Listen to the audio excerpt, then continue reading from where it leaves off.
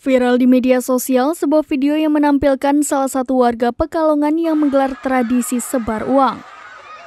Menyebar uang dari atap rumah itu diketahui sebagai tradisi udik-udikan atau bentuk tasyakuran di Pekalongan. Video itu dibagikan di Instagram akun @beritapekalongan1. Dari video yang beredar, terlihat ribuan orang mulai dari anak-anak, ibu-ibu hingga orang dewasa berada di bawah untuk berebut uang. Dilansir dari tribunjateng.com, bahkan terlihat warga berdesak-desakan memperebutkan uang yang disebar tersebut. Diketahui lokasi video diambil tepat di depan kantor Kelurahan Jenggot, Kecamatan Pekalongan Selatan, Kota Pekalongan. Dalam narasi video disebutkan, total uang yang disebar oleh pengusaha batik Pekalongan itu sebesar 35 juta rupiah.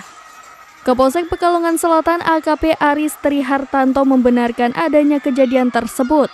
AKP Aris menceritakan sebelum adanya kegiatan tersebut, pihaknya sudah menghimbau kepada pemilik rumah untuk tidak dilaksanakan karena takut terjadi hal yang tidak diinginkan.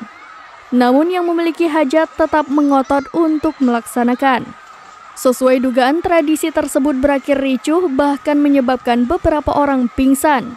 Kemudian kegiatan dihentikan oleh petugas sehingga tidak jatuh korban yang lebih banyak lagi.